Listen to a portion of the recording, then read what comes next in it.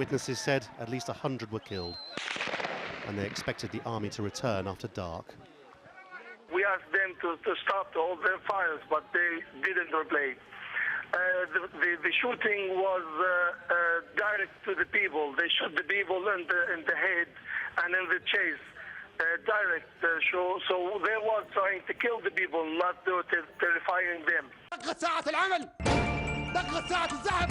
If that's one version of events, the other came from Gaddafi himself. He turned up by telephone on Libyan television with a message to AlJazeera. He said the town had been infiltrated by Al-Qaeda, bin Laden, drugs and madness.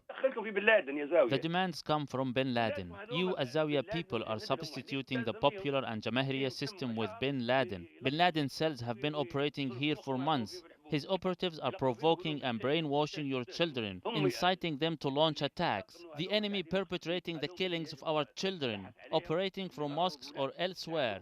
Bin Laden and his operatives are providing your children with hallucination pills. Those are the true perpetrators. Arrest them and bring them to court. The Gaddafis are certainly not short of opinions on what's happening in their country.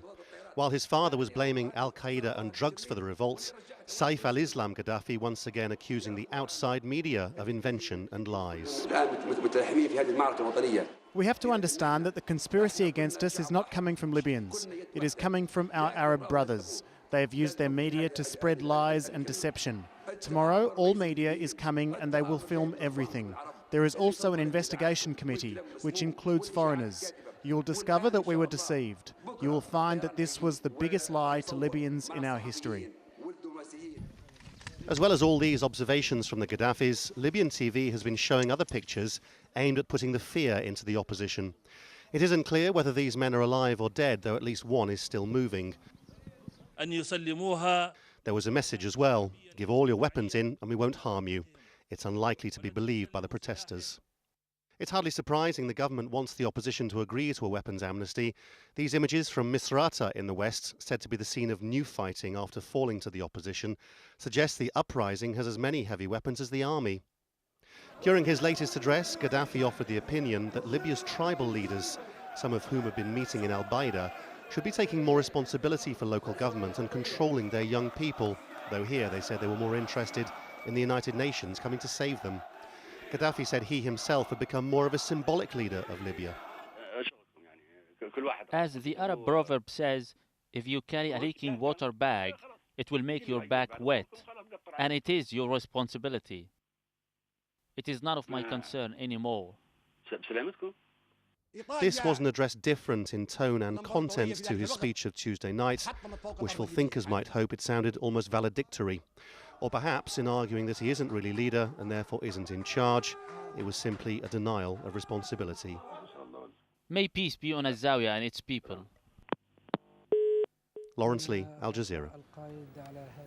Well, Gaddafi's latest address came as jubilant to protesters were showing the media what they've managed to seize in the city of Shahat. So that's a region with a long history of resistance. Dan Nolan reports. Sitting atop seized army tanks, firing automatic weapons.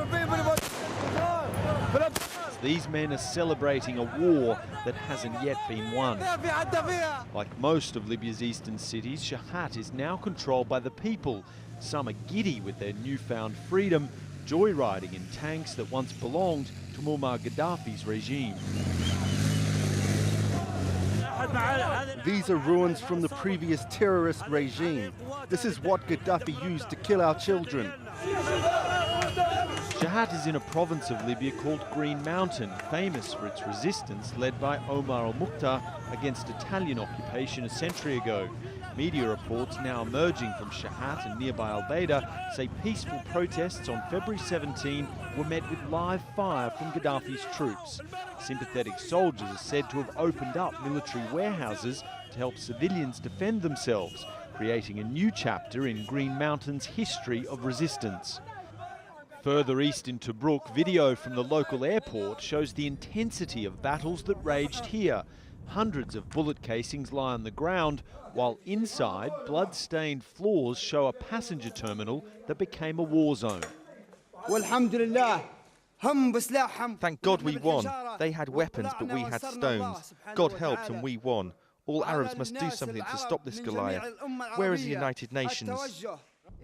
Another tank sits on the Tobruk airport runway, an apparent attempt to stop Colonel Gaddafi sending more forces in to take up a fight that in the east of Libya he appears to be losing. Dan Nolan, Al Jazeera.